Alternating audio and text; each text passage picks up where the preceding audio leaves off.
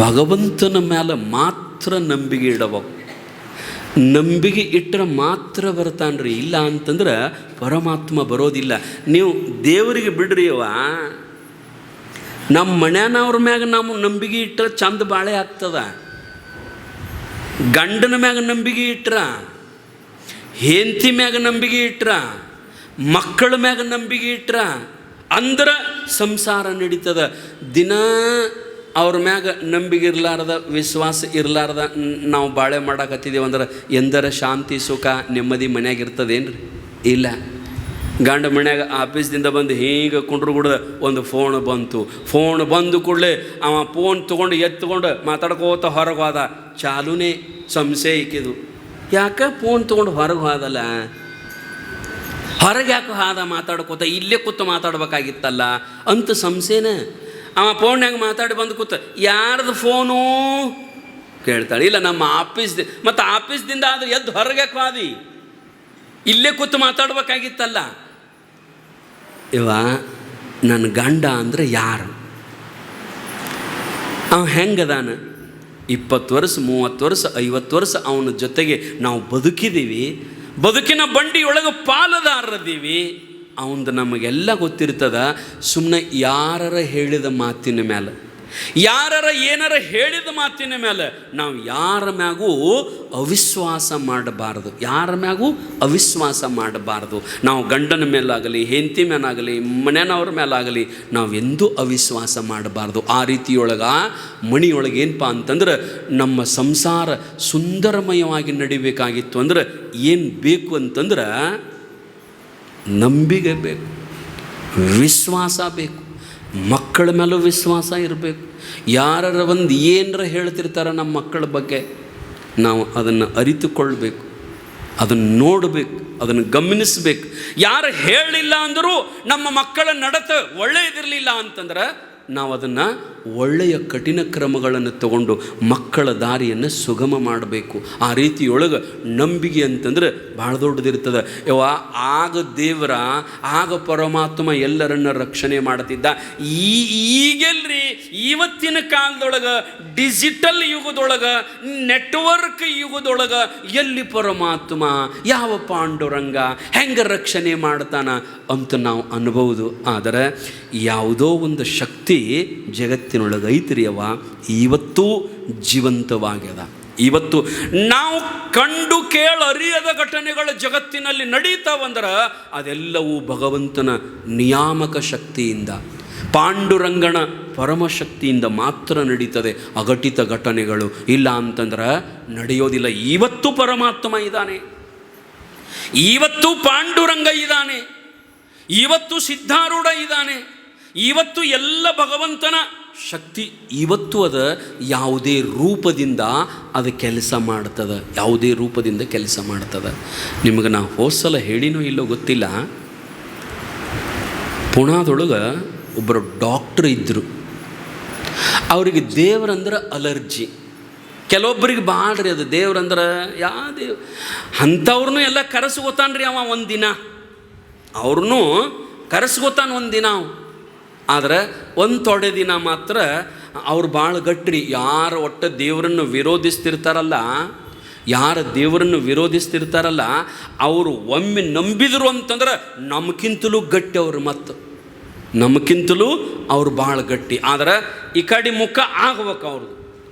ಅವ ಡಾಕ್ಟರ್, ಅವನ ಹೆಸರು ಮಾಂಡ್ಗೆ ಅಂತ ತಿಳ್ಕೊಂಡು, ಮಾಂಡ್ಗೆ ಅಂಥೇಳಿ ಪುಣಾದೊಳಗೆ ಭಾಳದ್ರ ಒಂದು ತೊಡೆ ವರ್ಷದ ಹಿಂದೆ ಆದ ಘಟನೆ ಇದು. ಇವತ್ತು ಅವ್ರ ಮಕ್ಕಳು ಏನು ಮೊಮ್ಮಕ್ಕಳು ಅದಾರ. ಡಾಕ್ಟರ್ ಮಾಂಡ್ಗೆನ ಮಕ್ಕಳು ಏನು ಮೊಮ್ಮಕ್ಕಳು ಪುಣಾದೊಳಗೆ ಅದಾರ. ಬಹುತೇಕ ನಾ ಹೇಳಿನೋ ಇಲ್ಲೋ ನನಗೆ ನೆನಪಿಲ್ಲ, ಹೇಳಕತ್ತೀನಿ, ಅಥವಾ ಮತ್ತೊಂದು ಸಾರಿ ನೆನಪಿನ ಸಲುವಾಗಿ ನಿಮಗೆ. ಆ ಡಾಕ್ಟ್ರು ಹಾರ್ಟ್ ಸ್ಪೆಷಲಿಸ್ಟ್ ಡಾಕ್ಟರ್. ಯಾವತ್ತೂ ಅವನು ಸ್ಪೆಷಲಿಸ್ಟ್ ಎದರಂತಂದ್ರೆ ಹಾರ್ಟ್ ಓಪನ್ ಸರ್ಜರಿ ಮಾಡೋದ್ರೊಳಗೆ ಭಾಳ ದೊಡ್ಡ ತಜ್ಞ, ಭಾಳ ದೊಡ್ಡ ಶ್ರೇಷ್ಠ ಡಾಕ್ಟರ್ ಮಾಂಡ್ಗೆ ಅಂತ ತಿಳ್ಕೊಂಡು ಅವನ ಜೀವಿತಾವಧಿಯೊಳಗೆ ಅವ ಸಾವಿರಾರು ಪೇಷಂಟ್ಗಳಿಗೆ ಓಪನ್ ಸರ್ಜರಿ ಮಾಡಿದ, ಬೈಪಾಸ್ ಸರ್ಜರಿ ಮಾಡಿದ್ದ. ಸಾವಿರಾರು ಪೇಷಂಟ್ಗಳಿಗೆ ಒಬ್ಬರೂ ಸತ್ತಿಲ್ಲ, ಎಲ್ಲರೂ ಆ ಆಪರೇಷನ್ದೊಳಗೆ ಸಕ್ಸಸ್ ಮಾಡ್ತಿದ್ದ. ಅವನದೊಂದು ಬಹುತೇಕ ಮಹಾರಾಷ್ಟ್ರದೊಳಗೆ ದೊಡ್ಡ ಹೆಸರು ಡಾಕ್ಟರ್ ಮಾಂಡ್ಗೆ ಅಂತ. ಯಾರಿಗಾರ ಸ್ವಲ್ಪ ಹಾರ್ಟ್ ಪ್ರಾಬ್ಲಮ್ ಅನ್ನಿಸ್ತು ಅಂತಂದ್ರೆ ಅವನ ಹತ್ತಿರನೇ ಬರಬೇಕು, ECG ಮಾಡಿಸ್ಬೇಕು, ಇಕೋ ಮಾಡಿಸ್ಬೇಕು. ಆನಂತರ ಹಾಗೇನಾರ ಇತ್ತಂದ್ರೆ ಸ್ಟಂಟ್ ಹಾಕಿಸ್ಕೋಬೇಕು. ಎಮರ್ಜೆನ್ಸಿ ಇತ್ತು ಅಂತಂದ್ರೆ ಬೈಪಾಸ್ ಓಪನ್ ಸರ್ಜರಿ ಮಾಡಿಸ್ಬೇಕು. ಎಲ್ಲರೂ ಅವನ ಹತ್ತಿಗೆ ಬರ್ತಿದ್ರು. ದೊಡ್ಡ ಹೆಸರು ಡಾಕ್ಟರ್ ಮಾಂಡ್ಗೆದು ಆವತ್ತಿನ ಕಾಲದೊಳಗೆ. ಅದರೊಳಗೆ ದೊಡ್ಡ ಹೆಸರನ್ನು ಮಾಡಿರ್ತಕ್ಕಂಥ ಡಾಕ್ಟರ್ ಮಾಂಡ್ಗೆ ಅವರಿಗೆ ಒಂದು ಸಾಲಿನ ಅವತ್ತಿನ ಕೆಲವೊಂದು ಪದ್ಮಶ್ರೀ, ಪದ್ಮ ಪ್ರಶಸ್ತಿ, ಆನಂತರ ಇವೆಲ್ಲ ಪ್ರಶಸ್ತಿ ಇರ್ತಿದ್ವು ಅಲ್ರಿ ಕೇಂದ್ರ ಸರ್ಕಾರದಿಂದ. ಅದನ್ನು ಒಂದು ಸಾಲಿಂದು ಅವನಿಗೆ ಅನೌನ್ಸ್ ಮಾಡಿದ್ರು. ಇಷ್ಟು ಹಾರ್ಟ್ ಆಪರೇಷನ್ ಮಾಡ್ಯಾನ, ಅಷ್ಟು ತಜ್ಞದಾನ. ಇವತ್ತು ನೋಡ್ರಿ ಅವು ವೈದ್ಯಕೀಯ ಕ್ಷೇತ್ರದೊಳಗೂ ಕೊಡ್ತಾರೆ. ಏನು ಪದ್ಮ ಪ್ರಶಸ್ತಿ, ಪದ್ಮಶ್ರೀ ಪ್ರಶಸ್ತಿಗಳನ್ನು ವೈದ್ಯಕೀಯ ಕ್ಷೇತ್ರದೊಳಗೂ ಕೊಡ್ತಾರೆ. ಆವತ್ತು ಡಾಕ್ಟರ್ ಮಾಂಡ್ಗೆಗೆ ಅನೌನ್ಸ್ ಆಗಿತ್ತು. ಡಾಕ್ಟರ್ ಮಾಂಡ್ಗೆಗೆ ಅನೌನ್ಸ್ ಆಗಿತ್ತು. ಅವನ ದವಾಖಾನಿಯೊಳಗೆ ಹುಡುಕಾಡಿದ್ರೆ ಒಂದು ದೇವ್ರ ಫೋಟೋ ಇರ್ತಿದ್ದಿಲ್ಲ. ಅವನ ಹೆಂಡತಿ ಭಾಳ ದೊಡ್ಡ ಭಕ್ತಿ, ದೇವ್ರ ಮ್ಯಾಗ ಎಲ್ಲಿಲ್ಲದ ನಂಬಿಕೆ. ಅವಂದೇ ಕಟ್ಟಬಿಡ್ರಿ ನೀವು, ನಿಮ್ಮದು ಪರಿಸ್ಥಿತಿ ಹಂಗಾರಿ. ಎದ್ದು ಕೂಡಲೇ ನಮ್ಮ ತಾಯಂದ್ರೆ ದೇವ್ರ ಮ್ಯಾಗ ಇಷ್ಟು ಭಕ್ತಿ ನೀವು ಅದಿರಂತ ನಮ್ಮ ದೇವ್ರದೆಲ್ಲ ಅಟ್ಟ ಚಲೋ ನಡೆದದ್ರಿ. ನಮ್ಮ ಕಂಪ್ನಿದಿಂದ ಅಟ್ಟ ಆಗಿದ್ರೆ ಅವು ನೀರು ಕಾಣಂಗಿಲ್ಲ ನಮ್ಮ ದೇವ್ರುಗಳು. ನೋಡ್ರಿ ನಮ್ಮ ಮಗುಗಳು ಹೆಂಗಂತಂದ್ರೆ ಮುಂಜಾನೆ ಎದ್ದು ಕೂಡಲೇ ಸ್ನಾನ ಮಾಡೋ ತನಕ ಯಾರೂ ಬಾಯಿಯೊಳಗೆ ನೀರು ಹಾಕ್ತಿರಂಗಿಲ್ಲ. ಸ್ನಾನ ಮಾಡೋ ತನಕ ಯಾವ ತಾಯಿನೂ ಬಾಯಿಯೊಳಗೆ ಒಂದು ಹನಿ ನೀರು ಹಾಕಂಗಿಲ್ಲ. ಹಿಂದಿನವ್ರ ಈಗಿನೂ ಇಲ್ಲವೆಲ್ಲ. ಈಗಿನ ಜಳಕ ಮಾಡೋಕ್ಕಿಂತ ಮೊದಲೇ ನಾಷ್ಟ ಮಾಡ್ತಾವ ಈಗಿನ ಹುಡುಗರು, ಹೆಣ್ಣು ಹುಡುಗರು. ಆದರೂ ನಮ್ಮ ತಾಯಂದಿರು ಬಿಡಂಗಿಲ್ಲ. ಮತ್ತು ಕಲಿಸ್ತಾರೆ ಅವ್ರಿಗೆ ಏನಂತಂದ್ರೆ ಮನೆಯೊಳಗೆ ಹೆಣ್ಣು ಹುಡುಗರಿಗೆ ಸ್ನಾನ ಮಾಡೋ ತನಕ ನಾನು ನಾಷ್ಟಾನೇ ಕೊಡಂಗಿಲ್ಲ. ಅದ ಗಂಡು ಹುಡುಗರಿಗೆ ಎತ್ತೀರೇನ್ರಿ ಇಲ್ಲ, ನೀ ಮಾಡ್ಬಾ, ಗಂಡು ಹುಡುಗರಿಗೆ ನೀ ತಿಂದು ಹೋಗಿ. ಅದು ನೀವು ಕಲಿಸಿದ ಪದ್ಧತಿನ. ಹೆಣ್ಣು ಹುಡುಗರಿಗೆ ಹಂಗೆ ಮಾಡಂಗಿಲ್ಲ. ನೀ ಸ್ನಾನ ಮಾಡು, ದೇವ್ರಿಗೆ ನಮಸ್ಕಾರ ಮಾಡು, ಆ ನಂತರ ನಾಷ್ಟ ಮಾಡು. ಹೆಣ್ಣು ಹುಡುಗರಿಗೆ ಹೇಳ್ತೀರಿ. ಯಾಕಂದ್ರೆ ನಿಮ್ಮ ಭಾವನೆ ಒಳ್ಳೆಯದ್ರಿ. ಯವ್ವ ತಂಗಿ, ನೀನು ಇನ್ನೊಬ್ಬರ ಮನೆಯೊಳಗೆ ಹೋಗಿ ಬದುಕಕ್ಕಿದೀವ, ಬಾಳೆ ಮಾಡೋಕ್ಕಿದೀವ. ಅಲ್ಲಿ ಹೆಂಗಿರ್ಬೇಕಂದ್ರೆ ನಿನ್ನ ಆಚಾರ, ನಿನ್ನ ವಿಚಾರ, ನಿನ್ನ ಪದ್ಧತಿ ಭಾಳ ಒಳ್ಳೆಯದಿರಬೇಕು. ಅದನ್ನು ಇಲ್ಲೇ ರೂಢಿಸ್ಕೋಬೇಕಂತ ತಿಳ್ಕೊಂಡು ನೀವು ಹೇಳ್ತಿರ್ತೀರಿ. ಆದ್ರೆ ಆ ಹುಡುಗರು ಏನತ್ತಾವ, ಅಲ್ಲಿ ಹೋಗಿ ಅಲ್ಲೆಲ್ಲ ಹಂಗೆ ರಿಕ್ಕಿನೊಳಗೆ ಬದುಕುವುದದ, ಇಲ್ಲಾರ ಆರಾಮಿರ್ತನಲ್ಲ ತಾವು.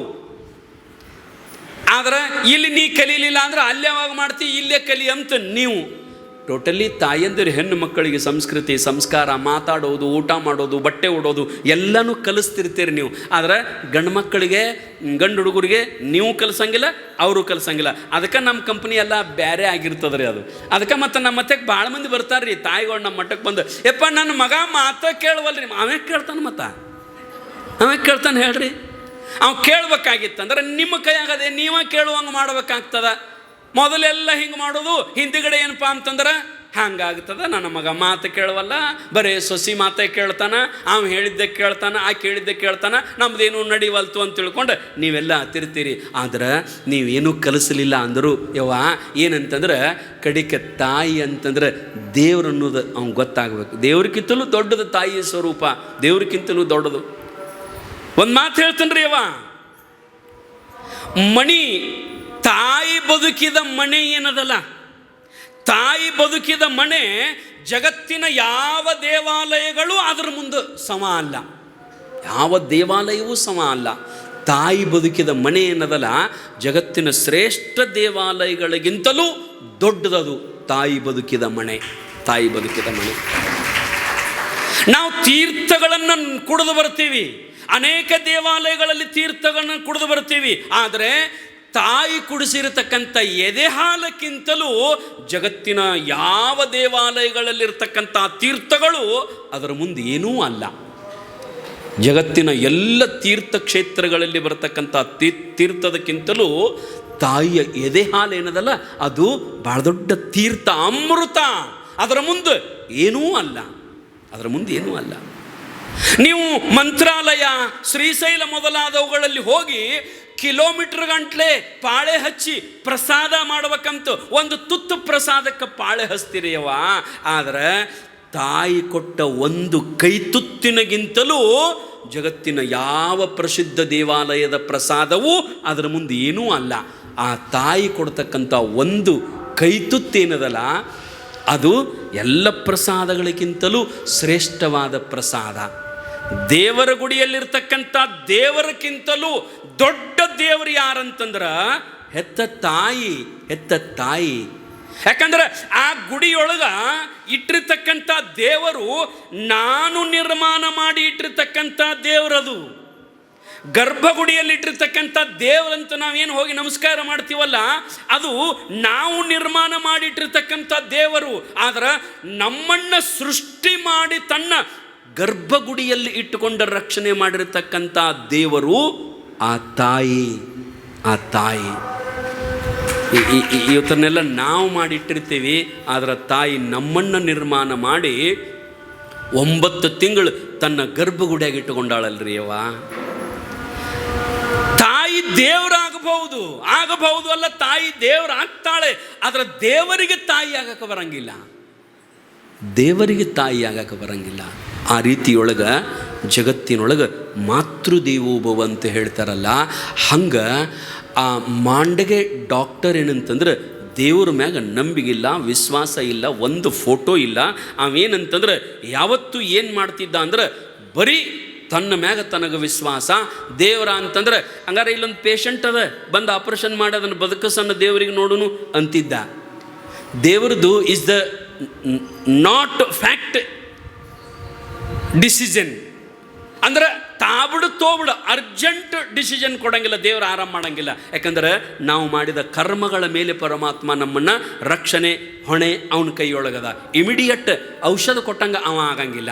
ಅವ ಪರಮಾತ್ಮ ಅವನ ಮ್ಯಾಗ ನಂಬಿಗಿದ್ದಿದ್ದಿಲ್ಲ. ಆ ಸರ್ಕಾರ ಅವನಿಗೆ ಪದ್ಮಶ್ರೀ ಘೋಷಣೆ ಮಾಡಿದಾಗ ಅಲ್ಲಿರ್ತಕ್ಕಂಥ ಎಲ್ಲ ಅಸಿಸ್ಟೆಂಟ್ಗಳಿಗೆ ಹೇಳ್ದ, ಅವನ ಇದ್ರೊಳಗೆ ಮ್ಯಾನೇಜರು, ಅವರು ದೊಡ್ಡ ಹಾಸ್ಪಿಟಲ್ ಒಂದು ಅವನಿಗೆ ಹೇಳ್ದ, ಇಲ್ಲಪ್ಪ ಮತ್ತು ಇಂಥ ದಿನ ಇನ್ನೊಂದು 15 ದಿವಸ ಬಿಟ್ಟ ಒಂದು ಡೇಟ್ ಫಿಕ್ಸ್ ಮಾಡ್ಯಾರ. ಅವನಿಗೊಂದು ಲೆಟರ್ ಬಂತು, ಡಾಕ್ಟರ್ ಮಾಂಡಿಗೆ ಅವ್ರಿಗೊಂದು ಲೆಟರ್ ಬಂತು, ಇಂಥ ತಾರೀಕಿನ ದಿನ ಇಂಥ ಟೈಮ್ಗೆ ಇಂಥ ವೇದಿಕೆ ಮೇಲೆ ಇಂಥವರಿಂದ, ರಾಷ್ಟ್ರಪತಿಗಳಿಂದ, ಪ್ರಧಾನಮಂತ್ರಿಗಳಿಂದ ನಿನಗೇನಪ್ಪ ಅಂತಂದ್ರೆ ಒಂದು ಪದ್ಮಶ್ರೀ ಪ್ರಶಸ್ತಿ ಅವಾರ್ಡ್ ಅನೌನ್ಸ್ ಆಗ್ಯದ, ಈ ಡೇಟಿಗೆ ಈ ಟೈಮ್ಗೆ ನೀನು ಇಲ್ಲಿರ್ಬೇಕಂತ ಅವನಿಗೊಂದು ಲೆಟರ್ ಬಂತು. ಆ ಲೆಟರ್ ನೋಡಿ ಭಾಳ ಖುಷಿಪಟ್ಟು ಹೇಳ್ದ ಮ್ಯಾನೇಜರ್ಗೆ, ಹಿಂಗೆ ಹೋಗ್ಬೇಕಾಗ್ಯದ ಇಂಥ ದಿವಸ, ಅದಕ್ಕೆ ನೀ ಅಗಾವನೇ ಒಂದು 5-6 ದಿವಸ ಏನು ಮಾಡಂತಂದ್ರೆ ಪ್ಲೇನ್ ಬುಕ್ ಮಾಡು, ನನಗೆ ಪ್ಲೇನ್ ಬುಕ್ ಮಾಡಂತ ತಿಳ್ಕೊಂಡು ಅವನಿಗೆ ಹೇಳಿದ್ದ. ಅವ ಒಂದು 4-5 ದಿವಸ ಅಗಾವ್ ಏನು ಮಾಡಿದ್ದ ಅಂತಂದ್ರೆ ಪ್ಲೇನ್ ಬುಕ್ ಮಾಡಿ ಆ ಟೈಮ್ ಬಂತು. ಪ್ಲೇನ್ ಯಾವತ್ತು ಮಾಡಿದ್ದ ಬುಕ್ ಆವತ್ತು ಹಿಂಗೆ ಮತ್ತು ಟ್ರೈನ್ ಇಷ್ಟು ಟೈಮ್ಗೆ ಹೋಗ್ತದೆ, ನೀವು ರೆಡಿ ಆಗ್ಬೇಕು ನೋಡ್ರಿ. ಅವ ರೆಡಿ ಆದ, ಸೂಟ್ ಕೇಸ್ ತೊಗೊಂಡ, ಅವ ಗಾಡಿ ತೊಗೊಂಡು ಹೋಗಿ ಪ್ಲೇನ್ ಹತ್ತಕ್ಕಂತೇಳಿ ಹೋದ. ವಿಮಾನ ನಿಲ್ದಾಣಕ್ಕೆ ಹೋಗಿ ಅಲ್ಲೆಲ್ಲ ಟಿಕೆಟ್ ತೋರಿಸಿ ಎಲ್ಲ ಕನ್ಫರ್ಮ್ ಮಾಡುವಾಗ ಅವ್ರು ಹೇಳಿದರು, ಇಲ್ಲ ಅದು ಹವಾಮಾನದ ವೈಪರೀತ್ಯದಿಂದ ವಿಮಾನ ಹಾರಾಟ ಬಂದಾಗ್ಯದ, ವಿಮಾನ ಹಾರಾಟ ಬಂದ್ ಮಾಡ್ಯಾರ. ಅವ ಅಂದ, ಈ 2 ದಿವಸ ಬಂದದ ರೀ. ಇಲ್ಲ, ಆ ವೈಪರೀತ್ಯಗಳು, ಮೋಡಗಳ ವಾತಾವರಣ, ಮಳೆಯ ವಾತಾವರಣ ಇರೋದರಿಂದ ಹಾರಾಟ ವಿಮಾನಗಳದ್ದು ಬಂದಾಗ್ಯದ, ಅದಕ್ಕೆ ಟೈಮ್ ಹೇಳಕ್ಕೆ ಬರೋಂಗಿಲ್ಲ. ಅದು 4 ದಿನ ಆದ್ರಾಯಿತು, 5 ದಿನ ಆದ್ರಾಯಿತು, 1 ವಾರ ಆದ್ರಾಯಿತು. ಅವ ಅಂದ, ರೇ ಹಿಂಗಾಯ್ತಲ್ಲ, ಮತ್ತಿನ್ನು ಹೆಂಗೆ ಮಾಡ್ಬೇಕು, ನಾನು ಹೋಗ್ಬೇಕಂತ ಅಗಾವ ಬುಕ್ ಮಾಡಿದ್ದೆ, ಇದೇನಾರು ಆಗಲಿ, ಮತ್ತಿನ್ನು ಅಲ್ಲಿಗೆ ಹೋಗ್ಬೇಕಾದ್ರೆ ಲೇಟ್ ಭಾಳ ಆಗ್ತದೆ, ಟ್ರೈನ್ ಬುಕ್ಕಾರ ಮಾಡ್ಬೇಕಂತೇಳಿ ಅವನು ಮತ್ತೆ ಫೋನ್ ಹಚ್ಚಿ ಕರೆಸಿ ಇಮಿಡಿಯೇಟ್ ಟ್ರೈನ್ ಬುಕ್ ಮಾಡ್ಕೊಂಡ.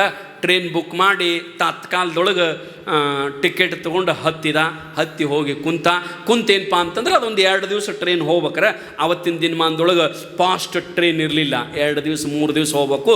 ಆಯ್ತು, ಆ ಟೈಮ್ ಕನ್ಗುಡಿದ್ರೆ ಟ್ರೈನಲ್ಲಿ ನಾನು ಓದ್ಬಿಡ್ತದ, 2-3 ದಿವಸದೊಳಗೆ ಹೋಗ್ತಾನಂತ ಟ್ರೈನ್ ಒಳಗೆ ಕುಂತ. ಅವ ಮತ್ತು ಹೋದ, ಟ್ರೈನ್ ಹೊಂಟಿತು. ಟ್ರೈನ್ ಒಂದಿನ ರಾತ್ರಿ ಹೋಯಿತು, ಒಂದಿನ ಹಗಲಿ ಹೋಯಿತು, ಮತ್ತೊಂದಿನ ರಾತ್ರಿ ಹೋಯಿತು. ಇನ್ನೇನು ಒಂದು ತೊಡೆ ಇತ್ತು ದೆಹಲಿ, ಅಲ್ಲಿಗೆ ಹೋಗ್ಬೇಕಂತ ತಿಳ್ಕೊಂಡ. ಆದರೆ ಇನ್ನೂ ಒಂದು 200-300 ಕಿಲೋಮೀಟರ್ ದೂರ ಇರೋಕ್ಕಾಗಲೇ ಆ ಟ್ರೈನ್ ಒಂದು ದೊಡ್ಡ ಅರಣ್ಯದೊಳಗೆ ಹೊಂಟಿತ್ತು. ದೊಡ್ಡ ಅರಣ್ಯದೊಳಗೆ ಹೋಗುವಾಗ ಆ ಅರಣ್ಯದೊಳಗೆ ವಿಪರೀತ ಮಳೆ, ವಿಪರೀತ ಗಾಳಿ, ಇದು 12 ತಾಸು ವಿಪರೀತ ಮಳೆ ಗಾಳಿ ಆಗಿ ಆ ಟ್ರೇನ್ ಏನು ಹೋಗ್ತದೆ ನೋಡ್ರಿ, ಆ ಟ್ರೇನ್ ಹೋಗುವ ಹಳಿ ಮೇಲೆ ಈಚೆ ಕಡೆ ಗಿಡಗಳು ಬಿದ್ದು ಟ್ರೇನ್ ಹೋಗುವುದು ಬಂದಾಗಿಬಿಟ್ಟಿತ್ತು. ಮುಂದದು ಬಂದಾಗೈತೆ ಅಂತ ತಿಳ್ಕೊಂಡು ಈ ಸ್ಟೇಷನ್ಗೆ ಇಲ್ಲೇ ಟ್ರೈನ್ ತರವಿದ್ರು. ಅವ್ರನ್ನೆಲ್ಲ ಕೇಳ್ದವ ಡಾಕ್ಟರ್ ಮಾಂಡಿಗೆ, ಏನಾಗ್ಯದ